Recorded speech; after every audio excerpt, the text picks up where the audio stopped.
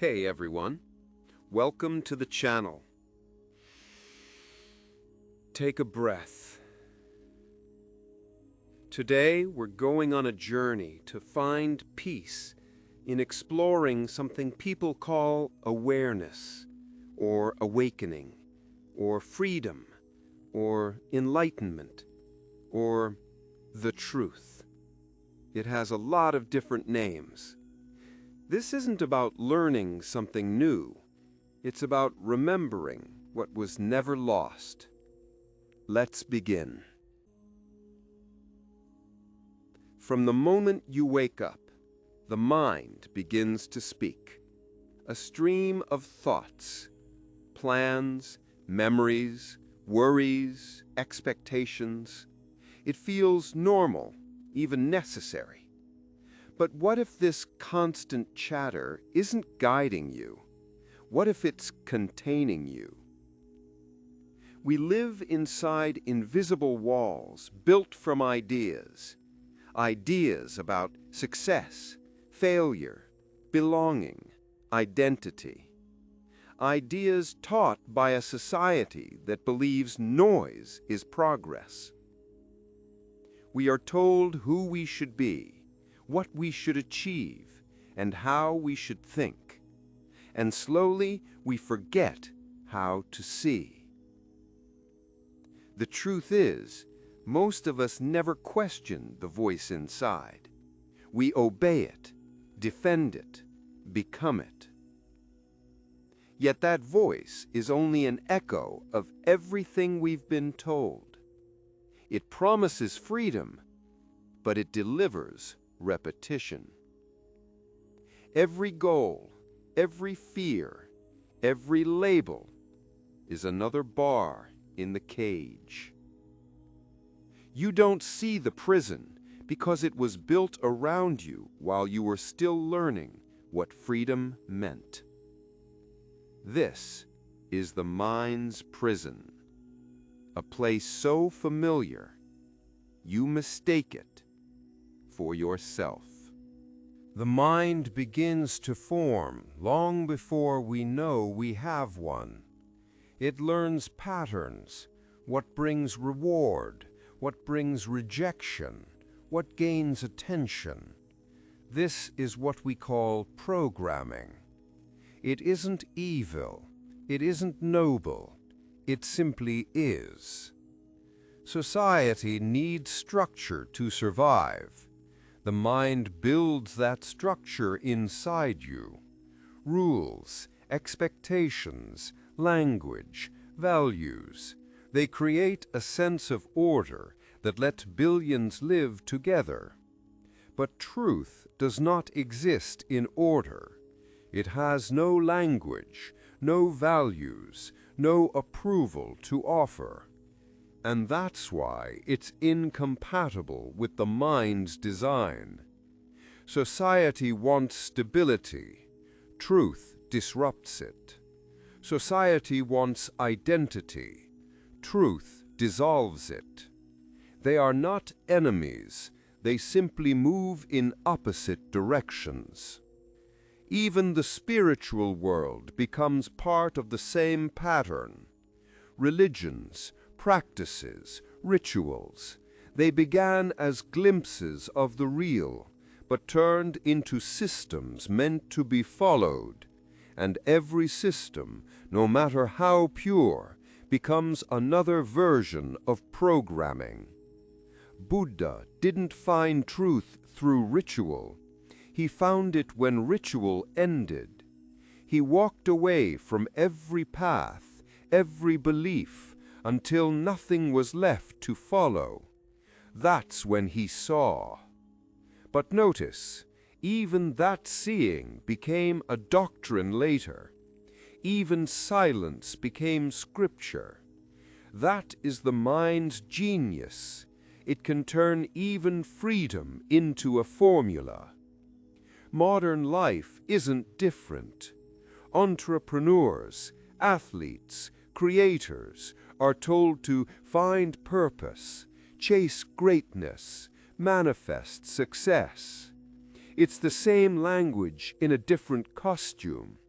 Society calls it ambition. Spirituality calls it surrender. Both are still frameworks of becoming.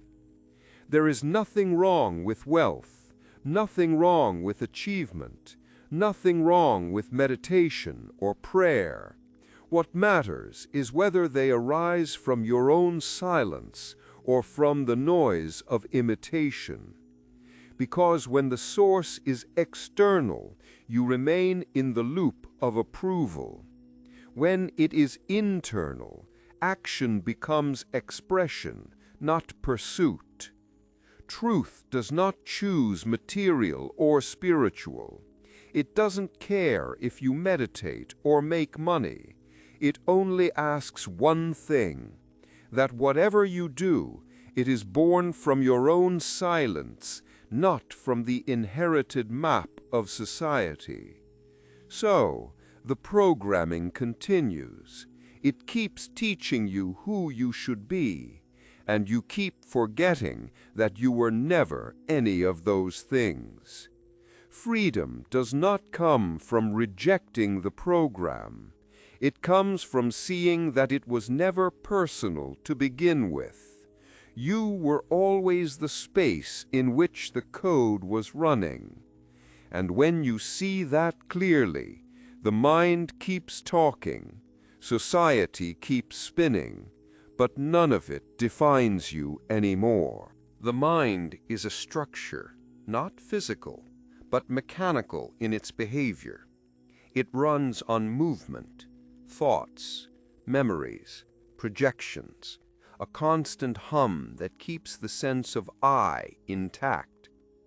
Every thought points somewhere in time, either to what was or what might be. This movement gives the illusion of continuity, as if there's someone traveling through time, but there isn't. Only thought referring to itself, moment after moment. When that movement slows, the sense of a separate me begins to tremble. So the mind speeds up again, not out of malice, but out of self-preservation. It believes its silence is death. The mind also divides. It says, I am the thinker of my thoughts. I am the watcher of my emotions. But the observer and the observed arise together. There is no thinker apart from thinking, no watcher apart from the watched. That separation is the mind's most subtle illusion, its final defense. Desire and fear are the twin engines of this machinery. Desire promises completion in the future. Fear promises destruction if the present changes. Together, they create motion, and motion sustains the system. Notice how thought never arrives, it only moves. Arrival would be its end. Identity sits at the center of it all, the algorithm that organizes every input.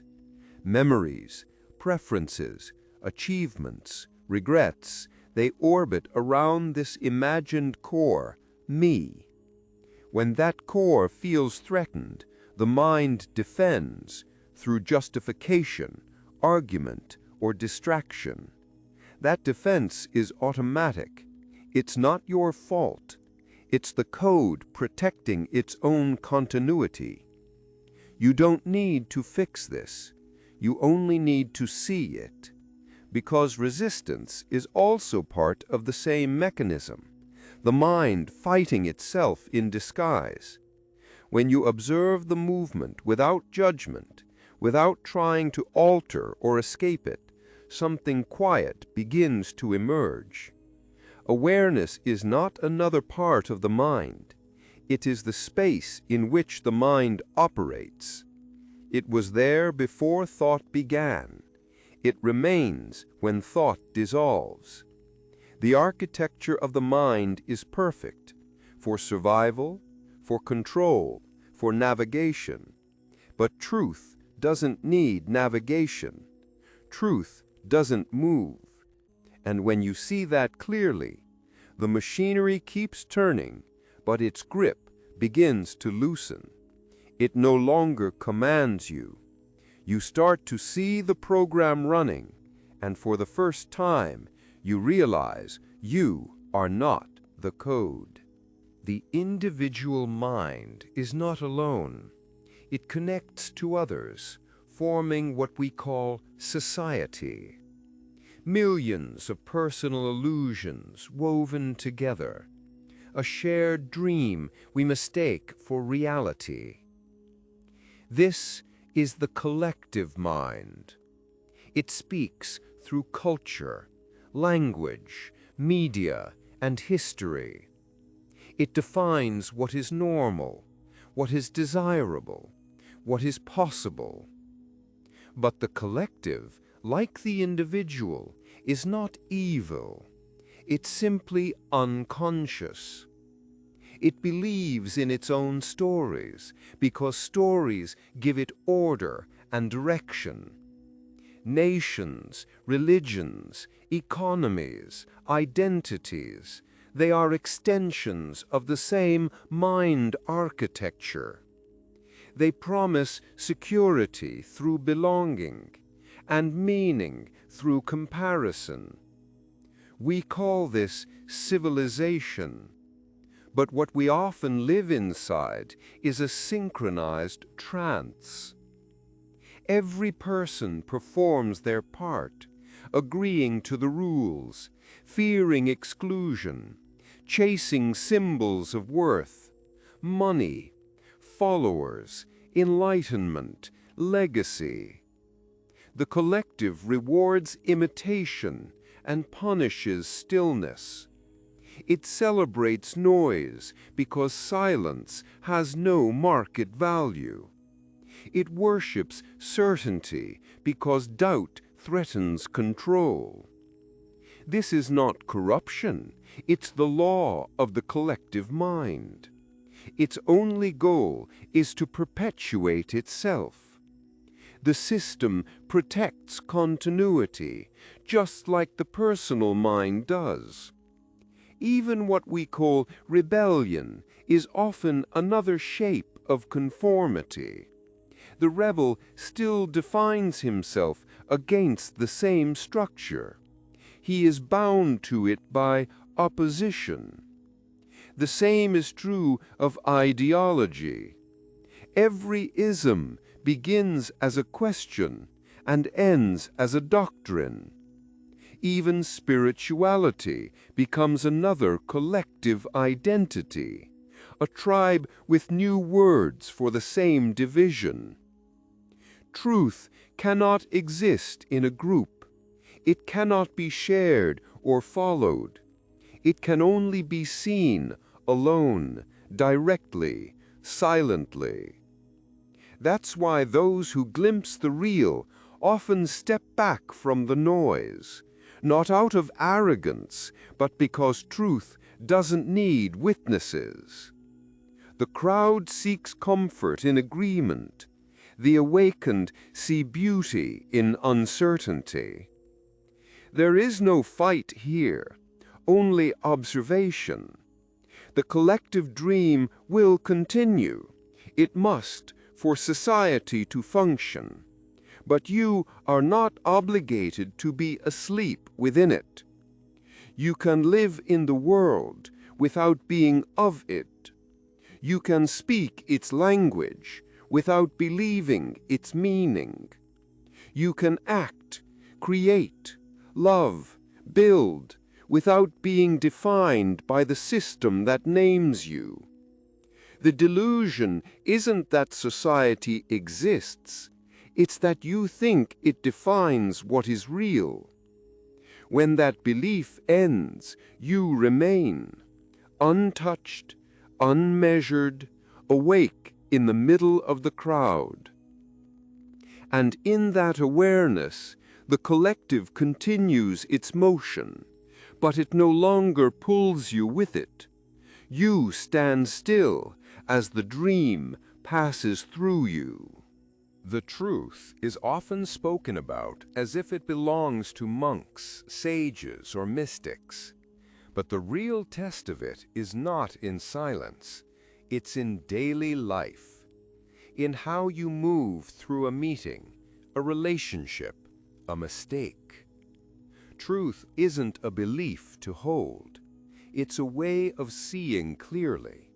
And when you see clearly, your actions naturally align, without strategy, without effort.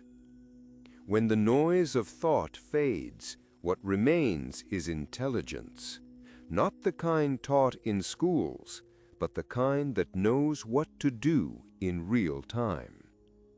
Think of a great athlete. When they're lost in thought, they miss the play. But when thought quiets, they act with perfect timing, fluid, effortless. That's truth in motion, life functioning without interference. Or an entrepreneur who stops building from fear of failure or need for validation. They start creating because creation itself feels alive. The business still grows, but it's no longer tied to their identity. Success becomes expression, not proof. Or a parent who stops trying to mold their child into a reflection of themselves. They start listening, really listening, and the relationship transforms. Love becomes freedom, not control. These are not spiritual ideas. They are practical outcomes of seeing clearly. When you stop identifying with the voice in your head, you no longer argue with life. You respond to what is. Not what should be, not what could be, just what is. That response is always appropriate because it's born from reality, not reaction. You can be in business meetings, in traffic, in heartbreak, and still move from clarity. Truth doesn't change what you do. It changes where you act from. It removes the inner conflict that made life heavy. The artist still paints, the builder still builds, the scientist still questions, the teacher still teaches, but they no longer need the world to confirm their worth. Truth doesn't make you leave society. It makes you see through it, and yet function within it with grace. It's not withdrawal, it's precision. You speak when words are needed. You stay silent when they aren't. You act without overthinking. You rest without guilt. Look at the great ones: Buddha under a tree, Da Vinci with a brush, Jobs in a garage, Serena on a court. Different worlds, same clarity. None of them followed a manual. They were simply aligned, free of noise, guided by direct seeing. That's the truth in action, not another philosophy, not another self-help trick, just reality seen without distortion, moving through a human being. And once you've seen it, you can't unsee it. You don't use the truth, you live it. Or rather, you stop getting in its way. There comes a moment when the noise loses its grip, not because you silenced it, but because you stopped feeding it. The thoughts continue, the world continues, but something shifts in how you see. You realize that silence was never something to reach. It was always here, beneath the surface movements of the mind, beneath the drama of the collective. This is what some call awakening, but even that word belongs to language, and language still belongs to mind. What really happens is simpler. Perception becomes direct. The filter of judgment fades. You see without the commentary.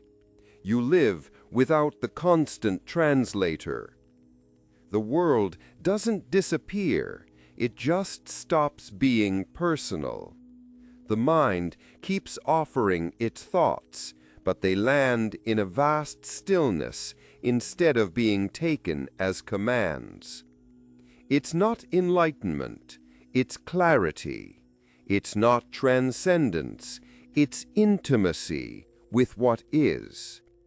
Buddha sat under a tree, but you could sit in an office or a crowded subway and touch the same space, because truth is not in the environment, it's in the seeing.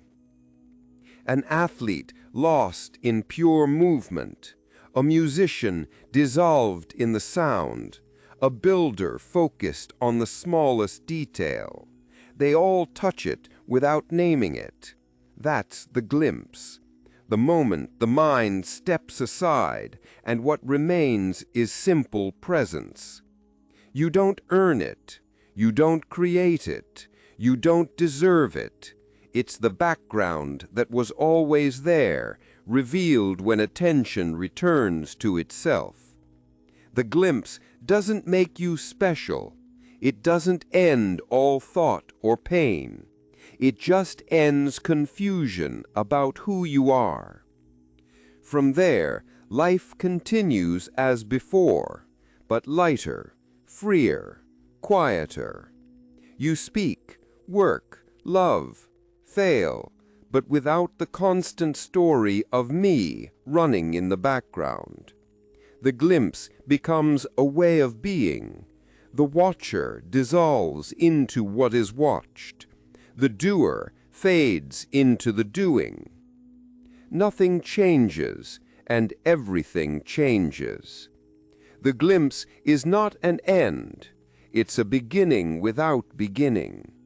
It's the point where truth stops being an idea and becomes the ground you walk on. The moment you glimpse the real, the mind immediately tries to claim it. It says, I found it. I am awakened. I must hold on to this. But truth cannot be held. The instant it's possessed, it disappears. That's when the process of unlearning begins. Not the unlearning of facts, but the unlearning of illusions. The quiet dismantling of everything you thought was you. The mind wants a method, but unlearning has no steps. You can't force it. You can only stop clinging to what you know. Each attachment loosens naturally as you begin to see its weight. The need to be right, the need to be seen, the need to be someone.